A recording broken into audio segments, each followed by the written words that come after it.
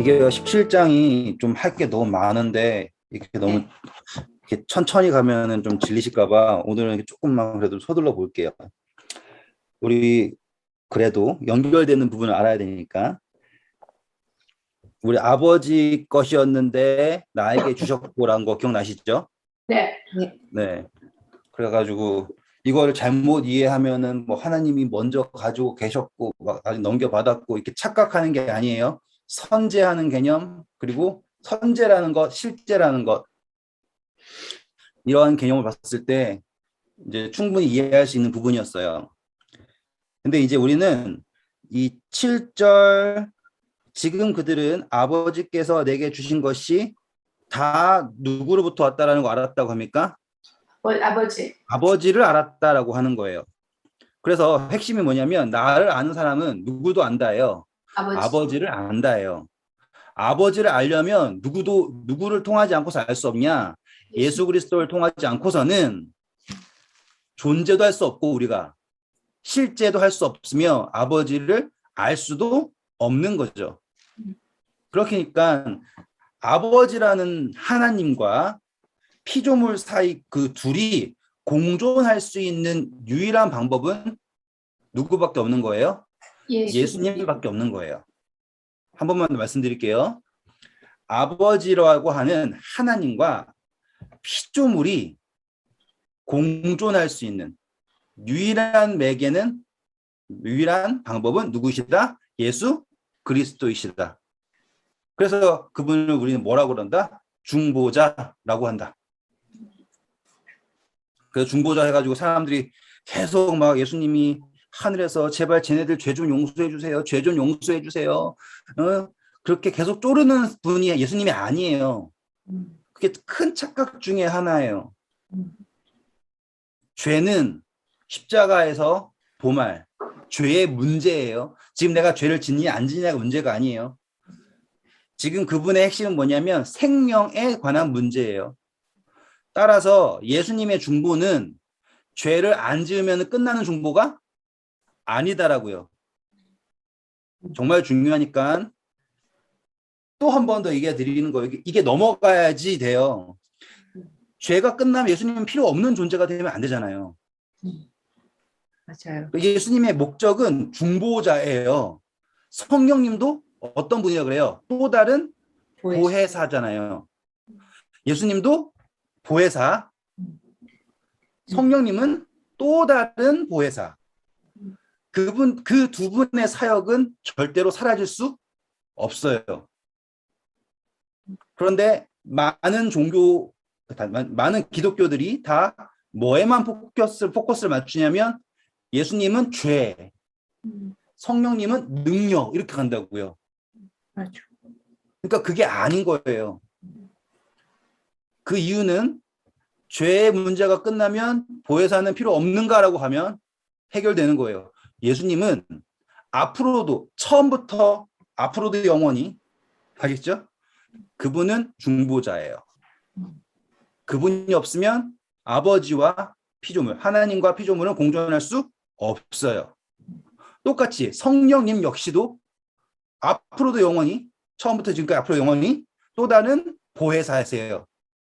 왜? 그분이 없으면 우리가 존재할 수 있어요? 없어요? 없어요. 지금 다 그분들이 다 뭐와 연결되어 있냐면 존재와 연결되어 있는 거예요. 생명과 연결되어 있죠. 그렇잖아요. 하나님이 없으면 우리도 없는 거잖아요. 예수님이 없어도 없는 거고요. 성령님이 없어도 없는 거예요. 근데 그 세 분이요. 어떻게 생각하시냐면 우리가 없으면 없다고 자신 스스로도 없다고 생각하실 만큼 너는 나다라고 한 사랑으로 사랑하신다고요. 그런데 우리를 먼저 아신 분이 누구예요? 하나님. 우리를 먼저 아신다고요. 그런데 남은 건 이제 누가 누구를 아는 거예요? 우리가 예수 그리스도를 통해서 아버지를 아는 거예요. 여기까지가 이제 지난 시간에 한 것에 대한 요약입니다. 되셨죠? 네. 자, 이제 8절로 가볼게요. 8절 한번 읽어주실까요? 나는 아버지께서 내게 주신 말씀들을 그들에게 주었사오며 그들은 이것을 받고 내가 아버지께로부터 나온 줄을 참으로 아오며 아버지께서 나를 보내신 줄도 믿었사옵나이다. 네, 자 이제 아버지를 알았다. 이제 누구도 안 거예요? 아들이신 그분도 알아요. 무엇으로 알아요? 말씀으로 알아요. 되셨죠? 네. 우리 그때 예수님이 말씀이 육신이 되셨다를 우리는 뭐까지 했어요? 예언이 성취되었다라는 걸로 갔었죠. 그 조합했던 걸 다 기억하셔야지 차근차근 이해가 되는 거예요. 네. 자, 이제 9절부터는 새로운 게 나와요. 어떻게 시작하느냐? 내가 그들을 위하여 뭐 한답니까? 비옵나니. 이제 방향성이 이제 뭐냐면 아버지 아셨습니다. 내가 했습니다. 이제 아버지에게 예수님이 누구의 입장에서 하시는 거예요? 우리의 피조물의 이쪽의 입장에서 구하는 대명이 나와요. 이제 장면의 전환이에요. 자, 읽어볼게요. 한번 읽어주실까요? 내가 그들을 위하여 비옵나니 내가 비옵는 것은 세상을 위함이 아니요 내게 주신 자들을 위함이니이다. 그들은 아버지의 것이로소이다. 네, 자, 끊고 갈게요. 딱 구분을 한 게 뭐냐면 세상은 아니고요. 누구를 위한 겁니까? 예요. 자, 여기서 구분점은 세상은 누구를 알지 못한다 했어요? 예수님. 그렇죠. 기억나셨죠? 네. 세상은 성령님에 대해서 알 수도 없고 받을 수도 없고 세상에는 평안도 없고 등등등등등 세상이라고 하는 개념을 구분을 지으셨어요. 그리고 하나님의 백성도 구분 지으셨고요. 이렇게 차이점이 딱 나왔어요. 그리고 예수님의 기도가 구하는 것이 사실상 모두에게 적용이 돼야 되잖아요. 네. 그런데 그렇지 않다라고 나오죠. 네. 자, 이제 제가 드디어 다시 이제 그림을 그릴 때가 되었습니다. 응? 문명이 좋아져서 이런 걸 하니까는 이렇게 멀리서도 의사소통이 되고요. 그렇죠? 맞아. 얼마나 좋아요. 상상도 못할 일이잖아요. 자, 우리는 이 아버지와 예수님이라고 하는 이 관계가 하나라는 걸 알고 있어요. 네. 네? 이분은 하나예요. 서로 간에 막 이렇게 굳이 막 이건 말씀드리기 민망한데요. 이런 분위기가 아니에요. 그분은 하나예요. 맞죠? 네. 그런데 누구도 하나냐면 예수님과 우리. 그렇죠. 맞아요. 이렇게도 하나예요. 이게 핵심이에요. 사실상 또 이렇게 한 원일사님 말씀하실 수 있으니까 이렇게도 하나예요. 이렇게도 하나예요. 네. 지금 제가 그거를 구분 짓는 거는 지금 입장을 대변하는 거를 말하고 있는 거예요.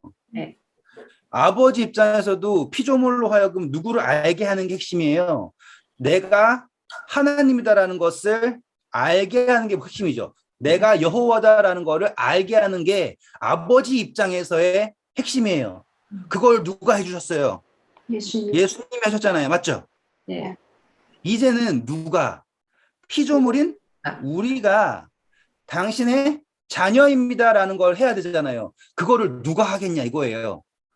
예수님, 여기까지 개념이 이해되셨죠? 네. 그렇기 때문에 예수님은 어떤 분이냐면 완전히 인간이 되신 분. 동시에 완전히 하나님이신 분. 요 무게 이해하시겠어요? 네. 네, 요 무게를 이해하셔야 돼요. 예수님이 정말 지나가던 브루스를 사랑하셔가지고 개가 되셨냐? 그건 아니라고요. 이거는 존재의 방식과 목적이 달라요. 분명히 브루스, 개를 사랑하세요. 그러니까 뭘 주셨어요? 생명을 주셨잖아요. 맞아요. 하지만 목적이 다르잖아요. 여기까지 보셨죠? 네. 똑같이 지금 인간을 향한 목적이 다르다라는 거 아셨죠? 그래서 창세 전에 그렇죠? 하늘에 속한 모든 신령한 복을 우리에게 주시려고 예수 그리스도 안에서 우리를 택하셔서 그의 사랑 안에서 거룩하고 흠이 없게 하시려고 이게 에베소서 1장에 우리가 공부했던 이야기잖아요. 맞죠? 네. 그런데 여기에서 도전 과제가 뭐였냐면 분명히 아버지는 누굴 택했냐면 그분의 백성을 여기 지우고 다시 적을게요. 피조물보다 그분의 백성을 택하셨어요. 네. 누가? 아버지가 택하셨기에 뭘 주셨어요?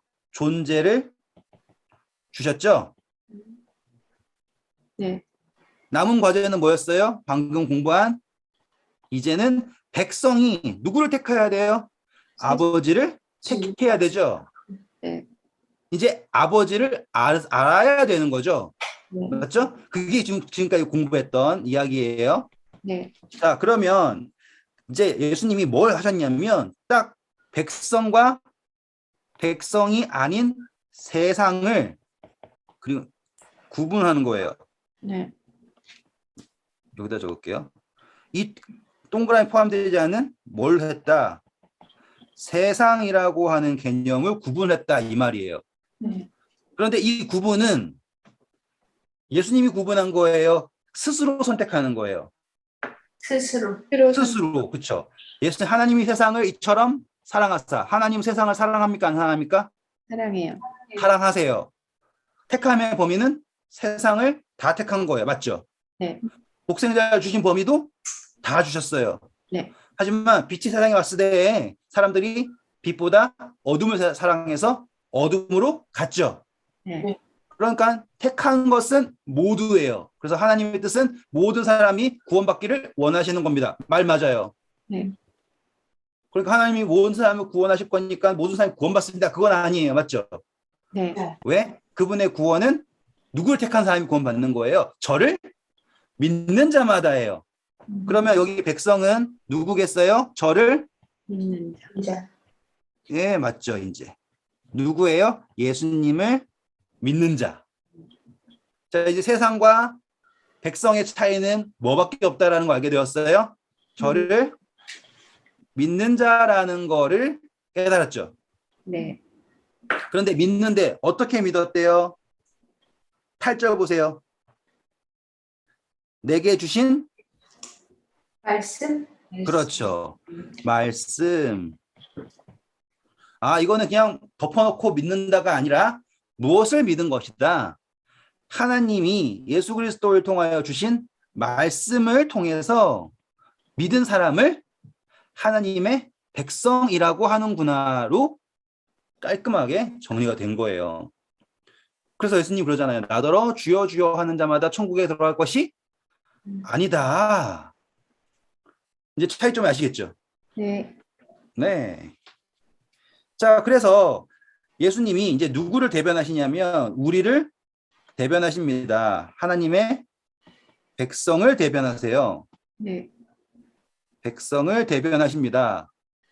그리고 백성에게 무엇을 주신다고 했어요? 내가 너희에게 이름을 준다고 했죠. 그래서 너희가 내 이름으로 무엇이든지 구하면 내가 할 거다. 이것은 내가 구하면 너희가 나한테 구하면 내가 아버지한테 다시 구해가지고 아버지가 응답해 주는 것이 아니라 아버지께서 이제 뭐 하신다? 직접 하신다. 우리 공부했었잖아요. 열심히 막. 네. 그런데 지금 그것에 대한 핵심으로 지금 예수님이 우리를 대변해서 지금 내가 비옵는 것은 하고 계시죠. 네. 예, 이제 정말 이 비옵는다는 게 어느 정도의 의미를 가지는가를 제가 지금 장황하게 설명해 드린 거예요. 자, 10절 보세요. 내 것은 다 아버지의 것이요 아버지의 것은 다 아버지의 것은 내 것이온데 내가 그들로 말미암아 영광을 받았나이다. 네, 자, 이제 똑같은 개념이지만 한번 찍고 넘어갈게요. 아버지와 예수님은 하나다. 맞죠? 네. 예수님과 남은 백성 하나다. 네. 아버지와 하나다. 맞죠? 네. 그런데 어떻게 뭘 했다? 영광을 받았다. 답 나왔죠, 이제? 네. 영광은 뭐였어요? 생명. 생명. 그렇죠? 네. 그래서 누가 예수님께서 그분의 생명을 우리에게 주심으로 영화롭게 하셨고 그분을 통해서 우리가 우리의 생명을 그분의 드림으로 영광롭게 하였고 서로 영광을 돌린다라고 하는 개념 다 이해되셨죠? 네. 네, 그 다음 절 보세요, 이제 11절이에요. 이제 구하는 목적이 나와요. 나는 세상에 더 있지 아니하오나 그들은 세상에 있사옵고 나는 아버지께로 가옵나니 거룩하신 아버지여 내게 주신 아버지의 이름으로 그들을 보전하사 우리와 같이 그들도 하나가 되게 하옵소서. 네, 감사합니다. 정말 중요하니까 제가 여기다 다시 이제 그릴게요. 자, 여기도 이제 아버지, 여기에 예수님. 지금 예수님이요, 하나님의 백성들과 함께 어디에 있었냐면 세상에 있었대요. 네. 그런데 예수님이 올라가신대죠. 네. 그러면서 그분이 요구하신 게 뭐냐면 백성들이 누구와 하나가 되는 게 아니라 세상과 하나가 되는 게 아니라 그들이 하나가 되게 하는 게 목적이다 이거예요. 재밌는 거예요. 왜냐하면 아까 우리 공부했잖아요. 그분이 이미 뭘 이루셨어요? 예수님과 하나. 네. 지금 잘 보이시는지 안 보이시는지 모르지만 이거 하나, 이렇게 하나, 이렇게 하나, 이렇게 하나 된다라고 하는 건 그분이 이루신 상태인 거예요. 지금 저 누구든지 저를 뭐 하는 자마다 믿는 자마다 멸망치 않는다라는 거는 보증된 약속이에요. 네. 그것을 십자가에서 이루시는 거고요. 맞죠? 네. 지금 그분에게 남은 도전 과제는 무언 거예요? 이 백성들이 하나 되 누구와 하나 되는 게 아니라 세상과 하나 되는 게 아니라 서로 사랑해서 하나 되도록 하는 것이 그분이 구하는 거예요. 그러면 약간 뭐라고 할까? 이제 합리적이지 않습니까? 왜냐하면 예수님이 더 이상 이 사람들을 죄 안 짓게 해주세요가 아니라는 걸 분명히 확인할 수 있고요. 죽기 무서워요. 나 죽기 전에 좀 힘 좀 주세요도 아닌 것도 확인할 수 있고요. 지금 그분이 자신을 걱정하는 거예요. 남아있는 그분의 백성들을 걱정하는 거예요. 백성들을 걱정하는 거죠. 그리고 무엇을 제일 걱정하는 거예요? 서로 우리 에벌린 누님이 자식들이 싸우는 걸 만약에 돌아가신다 그러면 자식들 안 싸우고 잘 지내는 걸 최우선할 거 아니에요. 그러면 인간적인 감정으로도 합리적이죠. 네. 똑같은 거잖아요. 지금 예수님도 지금 구하는 것은 무엇이다? 서로 하나 되게 하는 것을 구하신다. 정말로 합리적이죠. 보세요. 그런데 뭐 하셨냐면 예수님이 어디로 가신대요? 하늘, 아버지. 하늘로 가신대요.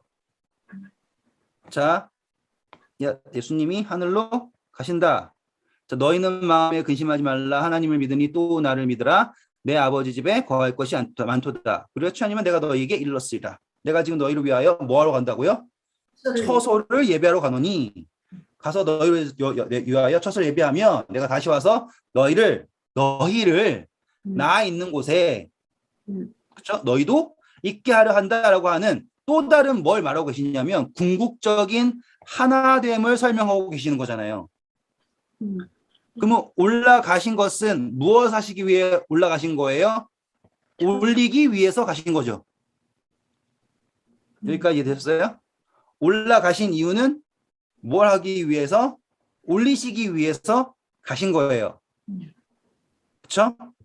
그런데 거룩하신 아버지여 내게 주신 아버지의 이름으로 그들을 뭐라고 하십니까?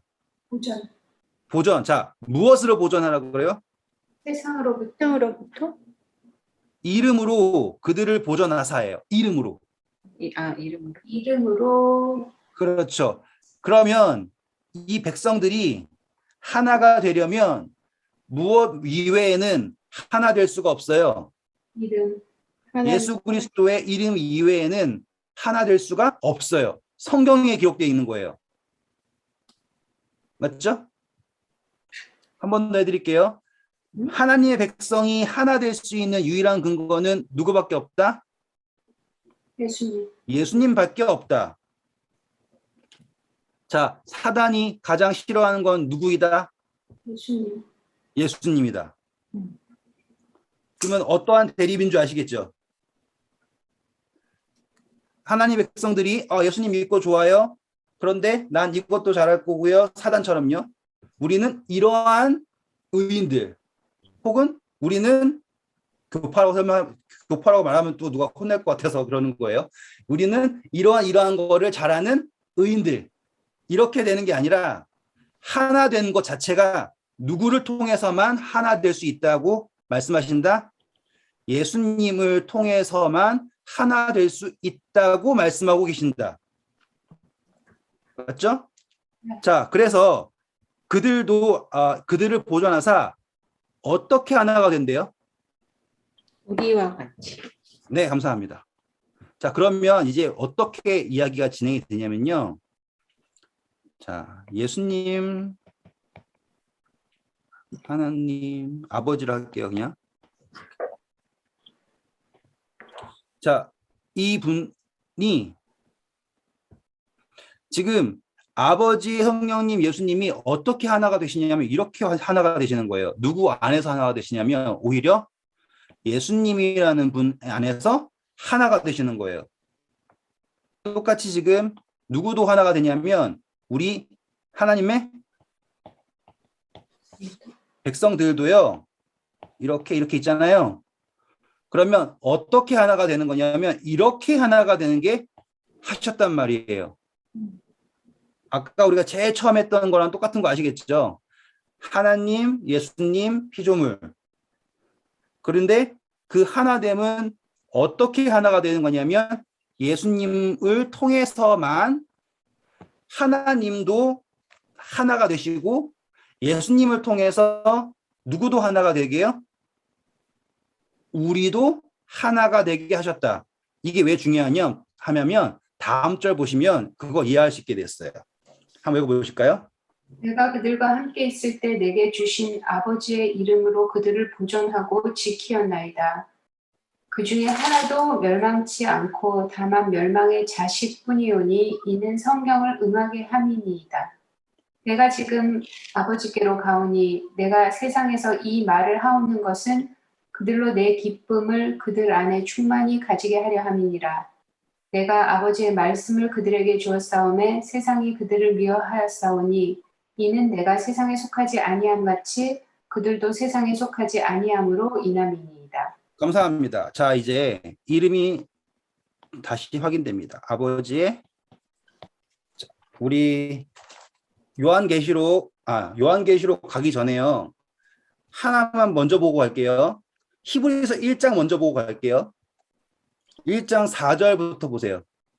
그가 천사보다 훨씬 뛰어남은 그들보다 더욱 아름다운 이름을 기업으로 얻으시니 네, 예수님이 얻으신 게 뭐라고 나옵니까? 아름다운 이름. 네, 여기 이름 제가 지금 동그라미 치고 있죠? 이름. 제가 모든 삼위일체가 하나됨이 누구에게서 이루어진다? 예수님에게서 이루어진다 했던 거. 그리고 우리가 하나됨도 누구를 통해서 이루어진다?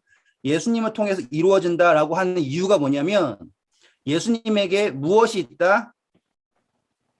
이름이 있다라는 거예요. 무슨 이름이에요? 더욱더 아름다운 이름이래요. 자, 우리 계시록을 가보실게요. 이 이름이 어떻게 나오나? 계시록 5장. 제가 지금 할 게 엄청나게 많은데 거꾸로 해서 가볼게요. 한번. 거꾸로 해서. 그러면 훨씬 더 이해가 쉬우실 것 같아요. 18장 먼저 가보세요. 계시록 18장. 보셨습니까? 네. 11절, 12절 한번 보실까요? 땅의 상인들이 그를 위하여 울고 애통하는 것은 19장이요. 19장 11절, 12절. 또 내가 하늘이 열린 것을 보니 보라 백마와 그것을 탄 자가 있으니 그 이름은 충신과 진실이라. 그가 공의로 심판하며 싸우더라. 그 눈은 불꽃 같고 그 머리에는 많은 관들이 있고 또 이름 쓴 것 하나가 있으니 자기밖에 아는 자가 없고. 예수님이 오시는데 그분에게는 무엇이 있다 그러는 거예요? 이름이 있다라는 거예요. 근데 그 이름은 누구밖에 감당할 수 없는 이름이에요? 예수님 자신. 예수님 그분 말고는 감당할 수 없는 이름이래요. 그렇죠? 자, 이제 너무나 유명한 거 갈 거예요. 14장이에요. 요한계시록 14장 1절. 또 내가 보니 보라 어린 양이 시온산에 섰고 그와 함께 14만 4천이 서 있는데 그들의 이마에는 어린 양의 이름과 그 아버지의 이름을 쓴 것이 있더라. 재밌지 않아요? 지금 보면 이름으로 하나 되게 해주세요라고 하는 것이 그냥 단순히 하나님 얘네들 좀 잘 봐주세요 어떻게 하나 되게 아니라 계시록 전체를 꿰뚫는 단어가 무엇인 거예요? 이름이다라는 거예요. 그리고 그 이름은 누구이냐면 예수 그리스도 그 이름이라는 거예요. 여기까지 이해되시겠어요? 이해 안 되세요? 계속 해보세요. 계속 할까요? 네. 네. 제가 지금 이 이름을 말씀드리는 이유는 이거예요. 우리가 이름을 받는다라고 하는 건요. 무엇을 말하는 거냐면 우리 창세기 공부했을 때 하나님이 존재를 부를 때 어떻게 했다 그랬죠? 아담이 부르는 대로. 이름을 부른다라고 했잖아요. 이름을 빛이 있으라라고 했고 네. 하나님이 모든 별에 이름을 부르셨고 우리 공부했었잖아요. 네. 이름을 부른다라는 거를 무엇으로 인정했냐면 존재를 받는다라는 걸로 했잖아요. 존재를 받는다. 네. 그래서 이름을 받는다라는 것. 그래서 우리 아담도 이름을 받았죠. 네. 그런데 하와는 누구로부터 존재를 받았어요? 아담. 그래서 이름을 하나님이 줘요? 아담이 줘요? 아담. 아담이 줘요. 맞죠? 아브라함은 태어났을 때는 아브람이었는데 하나님의 택함 받았을 때 뭘 받아요? 이름을 받죠.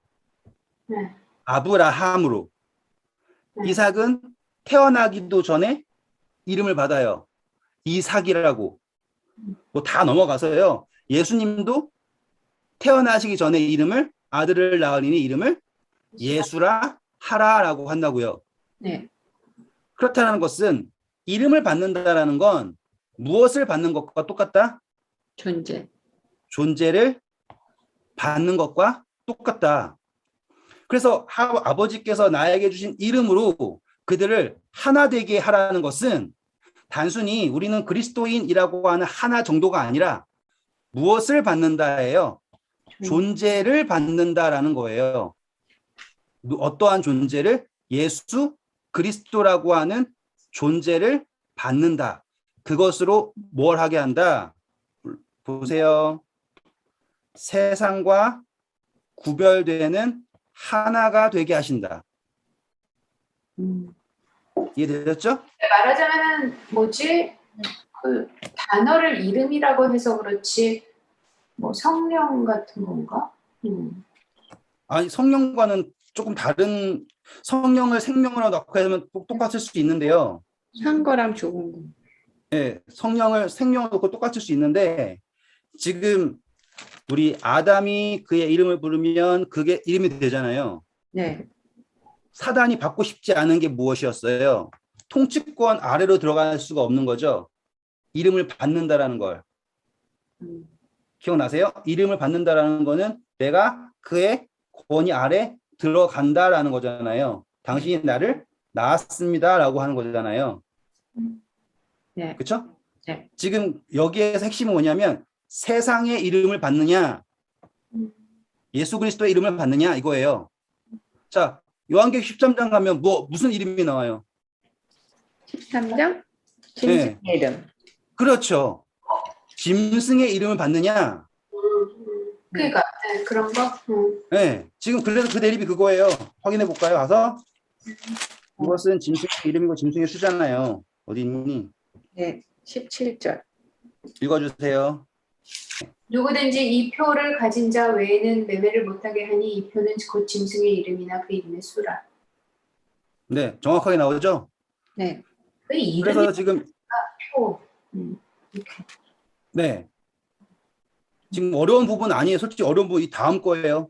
네. 저는 이거 지금 징검다리일 뿐이에요. 네. 지금 세상과 하나님의 백성의 구분점을 무엇로 하셨다? 이름으로 하셨다.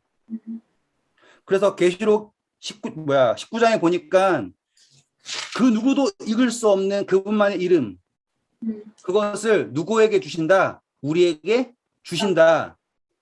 그런데 보니까 14만 4천은 그 이마에 하나님의 이름과 어린 양의 이름이 있다라고 했잖아요. 네. 그렇죠. 그런데 13장에 나와 보니까 세상에 속한 사람들은 무슨 이름을 받는데요? 짐승이. 짐승의 이름을 받는데요. 네. 이거는 강요된 거예요? 아니면 스스로 선택한 거예요? 스스로 받은 거. 스스로 선택했다 이 말이에요. 제가 지금 말하고 싶은 게 바로 그거예요. 하나님이 세상을 이처럼 사랑하사 모두를 사랑하셨어요. 모두에게 그분의 이름을 주시고자 해요. 그렇죠? 그런데 스스로 거절하고 무얼 되기를 원하는 거예요? 사람이 아닌 짐승이 되길 원한대요. 네. 맞죠? 사람과 다른 게 뭐예요? 짐승이 코로 숨쉬고 똑같지만 하나님을 사모하는 마음이 사람이 다른 거잖아요. 그래서 지금 세상은 뭘 받았다? 짐승의 이름으로 세상은 하나가 된 거예요. 이제 어려운 이야기 아니라는 거 아시겠죠? 네. 장황하게 이야기는 했지만 어려운 이야기가 아니에요. 그냥 이거는 짚고 넘어갈 이야기일 뿐이에요. 제가 조금 이상한 건 네, 말씀하세요. 뭐지? 그 그러니까 이름을 받으면 당연히 하나가 되는데 왜 자꾸 하나가 되게 하라고 그렇게 기도를 하셨을까요? 그러니까 그것도 설명해 드릴게요. 네. 네. 원희 집사님 무슨 질문인가요? 아, 그냥 어린 양의 이름과 아버지의 이름 difference. 아, 그거는요. 그거부터 먼저 해드릴게요. 네. 이거는 번역본 따라 좀 달라요. 아, 그런데 저는 오히려 이걸 좋아하는 게 존재를 받는다라는 게 이름이잖아요. 네. 그러면 선재한다, 실제한다라고 하는 개념에서 하나님이 우리 그때 창세기 할 때 했던 게 뭐냐면 하나님이 창조하실 때 분명히 뭘 불러 창조하셨어요? 이름을 불러 창조하셨죠. 네.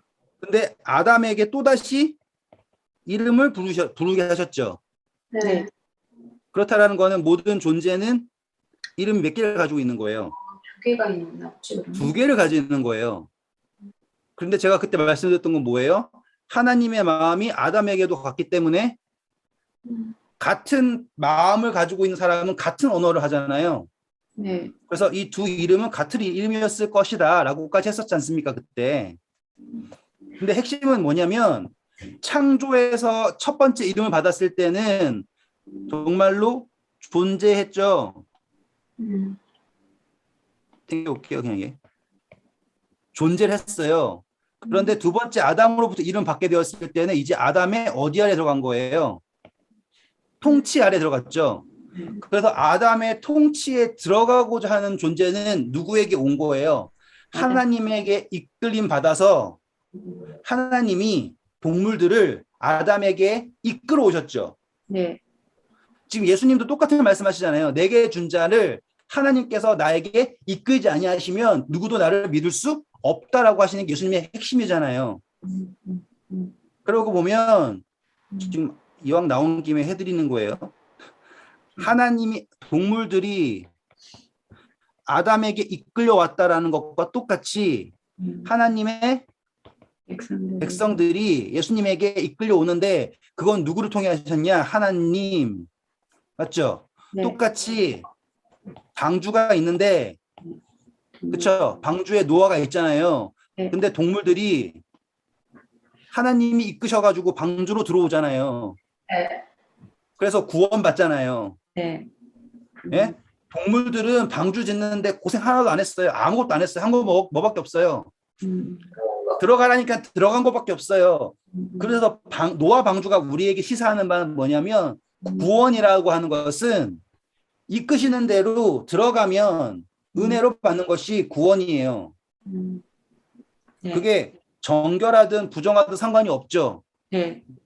그러니까 솔직히 지금 제가 이걸 할 게 아니에요. 네. 17장을 끝내고 싶은 거예요. 저는 하고 싶은 게 무궁무진하게 많아요. 무슨 제가 말인지. 요즘에 계속 무궁무진하다는 거 많이 쓰는데 이게요, 막 연결되기 시작하면요, 막 커지면요, 저는 이거 가지치기 하나 너무너무 힘들어요. 지금 질문에서 할 게 너무 많잖아요. 원희사님이 아담 이름이 왜 두 개 하니까 할 게 어마어마하게 많잖아요. 이걸로 계속 갈 수 있어요, 또. 항상 그런 거예요. 대상이 있잖아요. 상징적인 분이 있어요. 그건 예수님이에요. 그리고 항상 뭔가 이끌려져 와요. 이끌어 오시는 분은 누구예요? 하나님이에요. 그렇죠? 네. 똑같은 거예요. 아무튼 그리고 지금 이니스탄의 질문은 뒤에 가면 자연스럽게 나오니까 조금 참아주시면 돼요. 아무튼 번역본마다 다른데 어떤 데는 그냥 아버지의 이름이라 나오고 어떤 데는 어린 양의 이름이라 나오는데 제가 봤을 때는 두 개의 이름이 있다라는 게 더 합리적으로 이해가 돼요. 짐승의 표와 다른 거가 설명이 되거든요. 왜냐하면 하나님이 창조하지 않고서는 하나님의 이름이 있지 않고서는 그 어떤 것도 존재할 수가 없잖아요. 네. 창조하시니까 죄인이라도 창조되었으니까 죄인이 된 거잖아요. 네. 맞죠? 그러니까는 결국에는 모든 존재가 두 개의 이름을 가질 수밖에 없다. 그런데 그분의 통치권에 들어가기 위해서는 우리가 스스로 누굴 택해야 되는 건가? 예수 그리스도를 택한다. 그래서 어린 양의 이름을 받는다라고 하는 것이 그분의 백성이 되는 겁니다. 이렇게 됐어요. 네. 다시 17장 돌아오셔서요. 보면 12절에 보면 제가 이해하실 수 있다는 게 뭐였냐면 12절 제가 읽을게요. 내가 그들과 함께 있을 때 내게 주신 아버지의 이름으로, 그렇죠? 분명히 이름으로 그들을 보존하고 지켰나이다. 근데 그중 하나도 이름바 되지 않았다 그랬죠. 네. 그럼 재밌는 거는 우리가 이제 뭐 제가 여기서 신학하면서 배우는 게 뭐 칼빈주의, 뭐 웨슬리 뭐 이런 건 다 배워요. 근데 저 입장에서는 다들 옛날에 생각했던 방식이잖아요. 옛날에 지배적인 생각이 뭐냐면 죄예요, 죄. 그러니까 지금도 똑같이 지배적인 사상이 죄잖아요. 그런데 여기 보시면 하나님이 택하신 시점은 죄 짓기 전이에요. 네. 그리고 주신 시점도 죄 짓기 전이에요. 그래서 이걸 가지고 죄인이랑 의인이랑 뭐 죄인은 이미 정해진 거다. 구원할 사람은 예수님은 무조건 구원할 거고 멸망의 자식들은 그냥 멸망할 거다. 이런 식으로 해석이 되는 게 이 부분들이에요. 그런데 잘 보시면 우리는 지금 뭘 배웠어요? 우리의 선택이 어떻게 반영되는지를 배웠죠? 네. 그렇죠? 자, 볼게요. 그중 하나도 멸망하지 않고 다만 누구밖에 없었다? 멸망의 자식. 네, 감사합니다. 자, 멸망의 자식. 참, 이 욕 같아요. 아, 웃겨. 자, 이거를요, 어떻게 이해하셔야 되냐면, 멸망의 자식을 생명 없음으로 이해하시면 돼요. 이러면 문맥이 맞아요. 멸망의 자식은 욕이 아니라 생명 없음으로 이해하셔야지 맞습니다. 그리고 생명을 주신 것은 모두에게 주셨고 똑같은 이야기예요. 선택하지 않은 것은 세상, 선택한 사람은 하나님의 남은 백성이라고 됐다라는 거 이해되셨죠? 그래서 선택은 그분이 모두를 선택하셨고 이제는 우리가 그분을 알아야 하는데 그분을 알지 않는다라고 선택한 사람은 무엇과 똑같은 거예요? 생명 없는 상태와 같다라고 이해하시면 이제 합리적으로 이해가 되는 거예요. 자, 그러면 그 다음입니다. 13절 읽어볼까요? 지금 내가 아버지께로 가오니 내가 세상에서 이 말을 하옵는 것은 그들로 내 기쁨을 그들 안에 충만히 가지게 하려 함이라. 내가 아버지의 말씀을 그들에게 주었사오매 세상이 그들을 미워하였사오니 이는 내가 세상에 속하지 아니함 같이 그들도 세상에 속하지 아니함으로 인함이니이다. 감사합니다. 자, 동그라미 한번 더 그리고 이제 세상. 자, 백성, 하나님 백성과 예수님은 어디에 속하지 않았습니까? 세상에 속하지 않았어요. 그래서 어떤 컨셉이냐면 원래는 여기서 태어나셨죠. 네. 우리도 태어났어요. 근데 어떤 컨셉이에요? 나온다라고 하는 컨셉이죠. 섞이지 않, 예수님, 네, 그렇죠. 결국은. 네, 지금 나온다라고 하는 컨셉이에요. 한 번만 더 읽어보실까요? 14절만. 내가 아버지의 말씀을 그들에게 주었사오매 세상이 그들을 미워하였사오니 이는 내가 세상에 속하지 아니함 같이 그들도 세상에 속하지 아니함으로 인함이니이다. 네, 감사합니다. 그래서 세상에 있을 때는 세상이 어떻게 한다 그래요? 미워한대요. 미워하고 핍박을 한대요. 그렇죠? 그런데 13절 보면 아버지께로 가오니 나오죠? 예수님이 세상에 나온다는 거예요. 지금 그림 보이시죠? 나오시는 거예요. 나와서 누구한테 간대요? 아버지한테 간대요. 네. 그렇죠? 내가 어디에서 말하는 거예요? 세상에서. 세상에서 뭔가를 말씀하셨대요. 네. 뭘 말하셨대요? 12절이에요. 그게 뭐예요? 다 하나도 안 잊어버리고. 그렇죠. 그분이 말씀하시는 것은 세상에서, 요 세상 안에서 누구에게, 하나님의 백성들에게 뭘 말씀하시냐면 세상이 너희를 미워하지만 중요한 건 뭐냐면 하나도 이른바 되지 않았다라고 말하는 거예요. 않을 것이다도 아니고요. 네. 그래서 그분이 아버지께로 가실 때 퀘스천 마크를 들고 가신 거예요. 느낌표를 가지고 가신 거예요. 느낌표. 느낌표이자 마침표를 가지고 가신 거예요. 네. 그래서 우리에게 퀘스천을 주고서 떠나신 게 아니라 뭘 주고 가신 거다. 느낌표를 주고 가신 거예요. 그래서 네. 그분은 아버지께 갈 때 슬픔을 가지고 가셨어요? 기쁨을 가지고 가셨어요? 아, 기쁨을 가지고 가셨어요.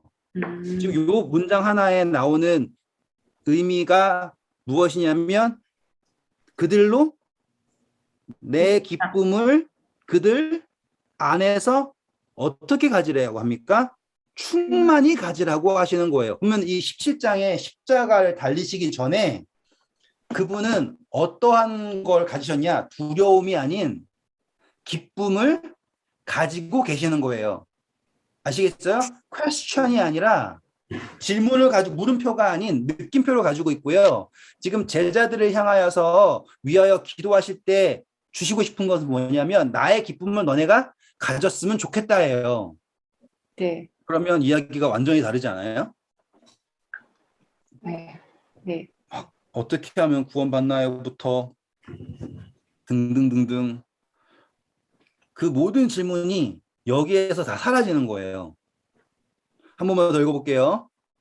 13절이에요. 12절은 다 구했다라는 거 확정됐죠? 네. 13절 지금 내가 아버지께로 가오니 어디서 말씀하신다. 내가 세상에서 이 말을 하옵는 것은 그들로 하나님의 백성들로 누구의 기쁨? 나가 가지고 있는 지금 이 기쁨을 어디 안에서요? 그분의 남은 백성들 안에서 충만히 있게 하시기를 원하신대요. 14절 내가 아버지의 말씀을 그들에게 주었다 그랬죠. 네. 그렇죠? 우리가 여기서 공부한 거예요. 보세요. 어딨니? 여기서 본 거예요. 말씀을 믿는 자마다 멸망치 않고 영생을 얻게 한다. 말씀을 주었다라고 하는 것이 어떤 의미인지 아셨죠? 이제 주었사오매 이제 누가 누구를 핍박합니까? 생명이 없는 세상이 생명이 있는 백성을 핍박을 하는 거죠. 네. 주었사오매 세상이 그들을 미워하였으니 이는 내가 예수님은 생명 세상에 속하지 아니한 것 같이 그들도 이제 생명을 받았죠. 세상에 속하지 않았기 때문입니다. 이해되시죠? 네. 네. 자, 그런데 이제 15절 중요한 게 나옵니다. 자, 그러면 예수님이 생각할 때, 예수님 생각할 때 아니에요. 우리가 생각할 때, 그럼 예수님이 우리를 좀 빨리 빼내시려고 그러는 건가? 혹은 나를 좀 더 잘 어떻게 지켜줄 하시는 건가? 그 생각할 수 있잖아요. 근데 15절 보면 목적이 정확하게 나와요. 한번 보세요. 내가 비옵는 것은 그들을 세상에서 데려가시기를 원함이 아니요 다만 악에 빠지지 않게 보전하시기를 위함이니이다. 재밌지 않아요? 네, 그러니까 저는 이거 데려가시지 않고 뭐 이거는 또 그거를 기도하니까 그 아까 느낌표가 약간 희석되는 느낌이었어요. 그냥 자, 우리 주기도문 어떻게 공부했었나요? 하늘에서 이루어진 것 같이 땅에서 이루어진 아니요. 다만, 악에서 그래서 예, 우리 그때 그거 했었어요. 그랬나? 아니 그때 이거 다, 힘들거는 건 아니지만 네, 또 이제 약간 또 번복하시네. 네. 아니요, 걱정하지 마세요. 다 이것도 해야 할 부분이니까 나오는 거예요. 자, 여기에서, 5분밖에 안 남았네요. 저 5분만 좀 더 할게요. 네. 자, 보시면 예수님께서 구하시는 게 일단 뭐가 아니라고 말하시는 거예요. 이거를 빼내는 게 아니라고 하시는 거예요. 네. 빼낼 이유가 없는 거예요, 이제는. 네. 남은 목적은 뭐냐면 하나 되는 것이 목적이지, 네. 하나님과 그분의 백성들이 하나 되는 것이 목적이지, 쟤네들 속에서 얘네 딱 빼가지고, 야, 너네 죽을 뻔했다, 내가 너네 살렸다, 이런 개념이 아니다라는 거예요. 여기까지 왔죠? 네. 그런데 아까 위에서 문제가 뭐였습니까? 자, 보세요. 이거는 보셔야 됩니다. 하나님의 백성들에게 주어진 과제가 뭐였습니까? 하나됨. 서로 하나됨이었어요. 네. 그런데 이 백성이 하나 되어야 하는 이유가 무엇인가요? 아버지와 예수님이 하나인 것처럼 예수님과 백성이 하나인 것처럼 그렇죠. 하나 돼요. 아버지와 예수님은 하나 되지 않고선 존재하실 수 없죠. 하나이신 것처럼 존재하시니까. 네. 이제 남아있는 것은 뭐냐면 우리는 좀 더 크게 써볼게요. A가 있고 B가 있는데 저는요 예수님도 사랑하고요 하나님도 사랑해요 라고 얘기하죠. 네.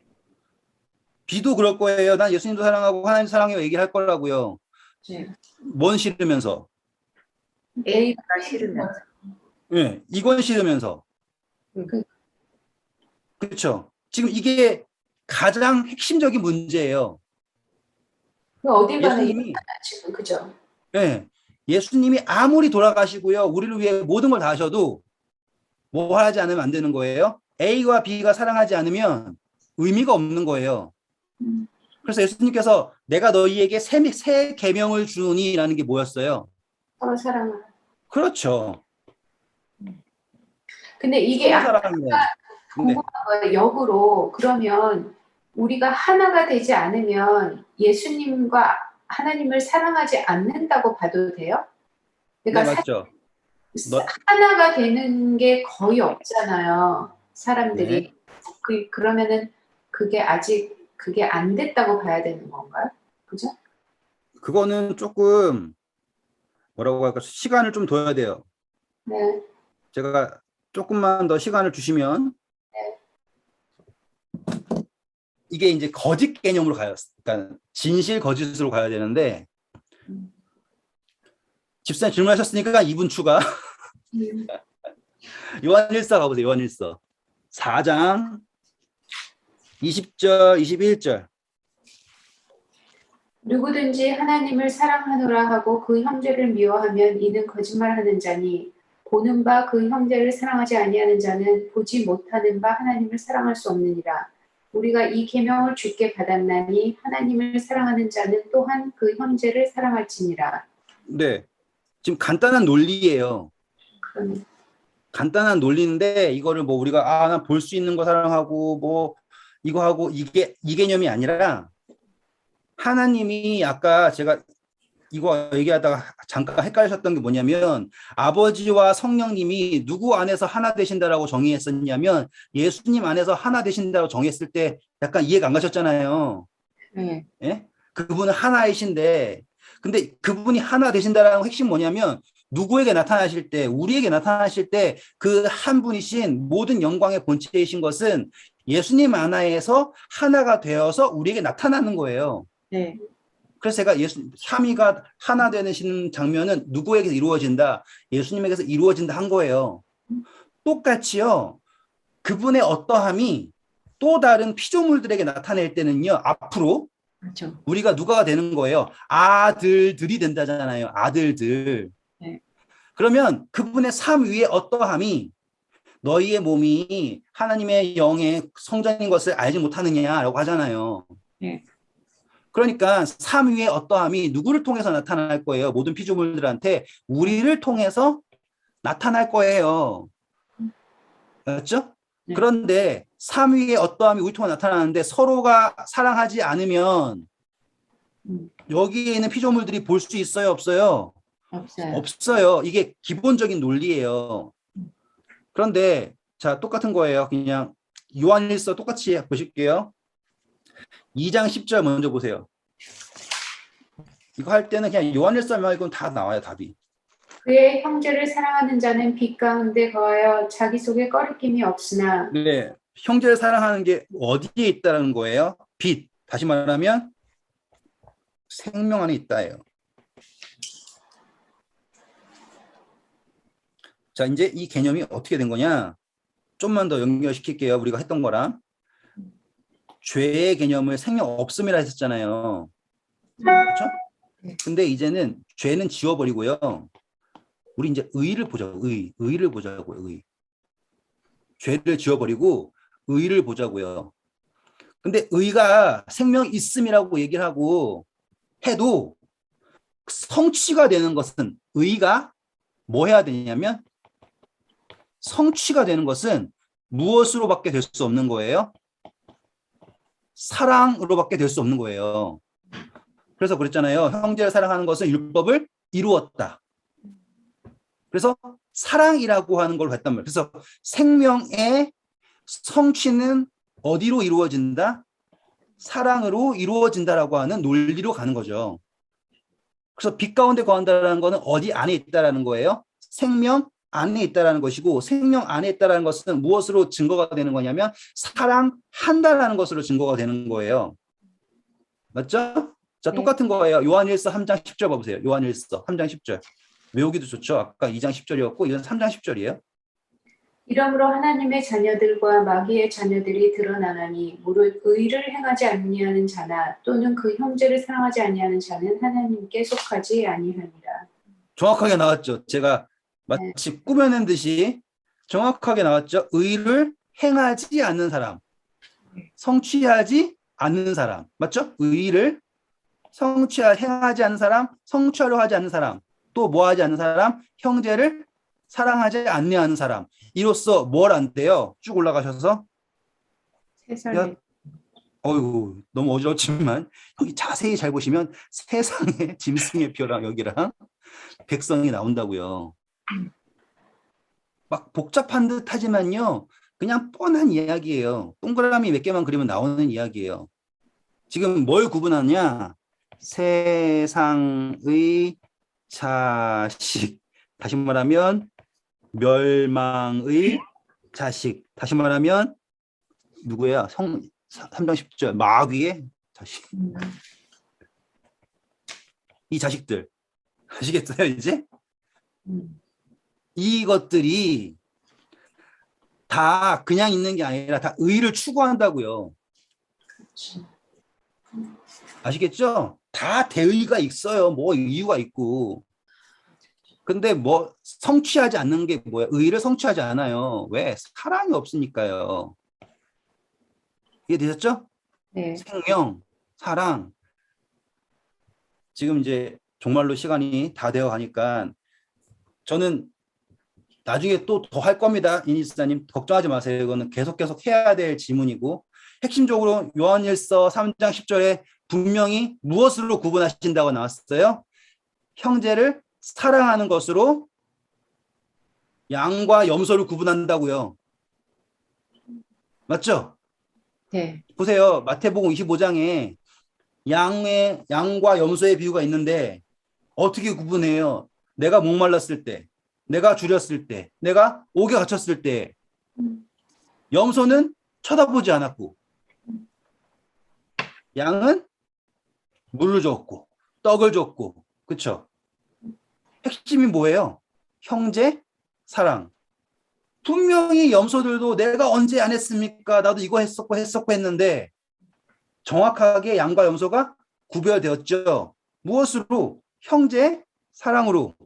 그걸 지금 우리가 계속 제가 왕성하게 열정적으로 외쳤던 게 뭐냐? 그게 바로 이름이라고요. 형제를 사랑한다라고 하는 것, 그것이 바로 예수 그리스도의 이름이 하나님으로부터 온 이름이 있다라는 증거예요. 이해되셨어요? 그래서 그 이름을 받는다는 거 뭐라 했어요? 그분의 통치 아래 들어간다 했잖아요. 누구든지 내 말을 지키면 이라고 하잖아요. 이름을 받는다라는 것은 그분의 말씀을 지키는 거예요. 그래서 14만 4천 핵심이 뭐예요? 그분이 딱 가는 대로 어디든지 따라가는 거죠. 성도들의 여기 인내가 여기 있나니 그거 뭐예요? 하나님의 말씀을 지키는 거예요. 그 지키는 거는 진짜 십계명에 나와 있는 거 안식일을 지킨다 그 개념 말고요. 그 핵심이 뭐냐면 형제를 사랑한다가 제일 기본인 거라고요. 형제를 사랑하지 않으면서 의미 없다라고요. 자, 이제 마지막 진짜로 5분 남아서 17장 다시 오셔서요. 악에 빠지지 않게 한다는 게 이제 무엇인 줄 아시겠죠? 네. 의를 추구하는지만 무엇이 없는 의를 추구하는 거, 사랑이 없는 의를 추구하는 거. 그래서 아까 말씀드렸잖아요. 나는 하나님 좋아라고 얘기하지만 누구를 싫어하면 형제를 싫어하면 의미가 없죠. 사단이 제일 처음 시작한 질문은 뭐예요? 나는 하나님이 좋아요. 나는 하나님에게 충성을 다해요. 그런데 누구가 싫다는 거예요? 예수님. 예수님이 싫어요가 도전이었잖아요. 그게 악의 시작이었잖아요. 네. 근데 이제 우리는 예수님도 좋아요. 하나님도 좋아요. 그런데 쟨 싫어요. 그게 뭐라고요? 이제? 악에 빠지는 악이에요. 이제 그 다른 차원의 의미를 아시겠죠? 네. 그래서 예수님께서 주신 세 계명은 너희가 서로 사랑해라라는 거예요. 맞죠? 자, 다시 17장 이제 오늘의 결론을 짓겠습니다. 16절 보세요. 내가 세상에 속하지 아니함 같이 그들도 세상에 속하지 아니하였사옵나이다. 17절 그들을 진리로 거룩하게 하옵소서. 아버지의 말씀은 진리입니다. 네. 자, 여기에서 이제 결론을 더 나갈 수가 없으니까 결론을 그냥 살짝 짓도록 하겠습니다. 이제 보존하는데 보존한다라고 하는 것은 무엇이냐면 이제 더 이상 어떤 느낌인지 이해하셔야 되냐면 보존한다라는 거를 하나님 지혜를 주세요. 5분만 할 수 있게 지혜를 주세요. 보존한다라는 거를 이제 더 이상 들어올 수 없고 나갈 수도 없고 이러한 보존을 해가지고 시간적 개념으로 생각을 하잖아요. 그쵸?